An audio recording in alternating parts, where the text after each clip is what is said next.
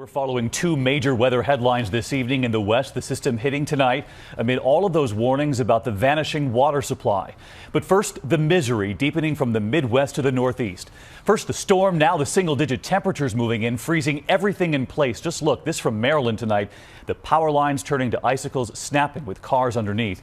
In Philadelphia, that state of emergency in Pennsylvania tonight, hundreds of thousands spending this evening in the dark as those temperatures now plummet.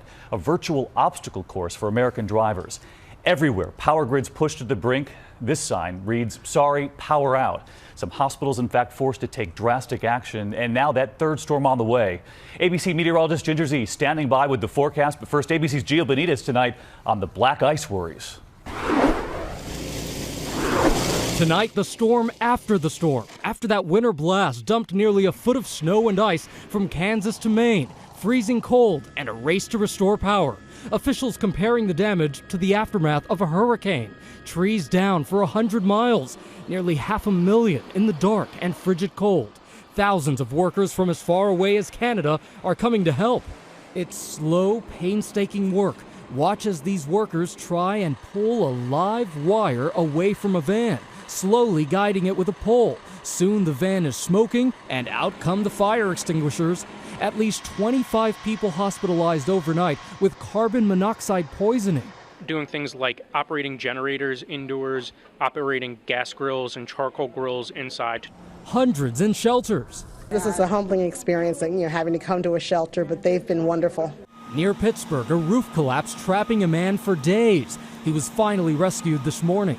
In New York City, JM Legend Auto Group's security cameras caught this man walking as he gets flattened by a wall of snow from that plow. Watch again from the inside. On the roads, all the melting and freezing is causing a lot of black ice.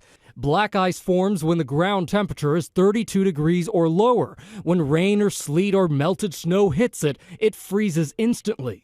And tonight, all of this snow is completely frozen. And take a look. This is the danger, all of this ice. The exhaust pipe is completely covered up. So if the owner of this car starts it up without clearing this ice, they run the risk of carbon monoxide poisoning. David? So important to remember, Gio. Our thanks to you. I want to bring in ABC meteorologist Ginger Zee and Ginger, the cold, locking all of this ice, all of this snow in place. Yeah, it's not going anywhere. And the core of the cold air is really settling in tomorrow morning. So let me show you, more than 80% of the nation tomorrow morning will be below freezing, David. And you can see it's all the way through the Pacific Northwest. Portland, Oregon may even have a record low. Now that's that, but a lot of folks have been worried about the weekend, hearing about some storms. Well, I wanted to tell you, let's go through. Saturday, 7 a.m., you can see that low pressure system in the southeast. That one kind of goes off. Had these two come together, we would have been talking about a big storm. But right now, we're looking like just little hits of snow. Not as bad as it could have been. And out west tonight, the major headline there, some relief, with the governor there suggesting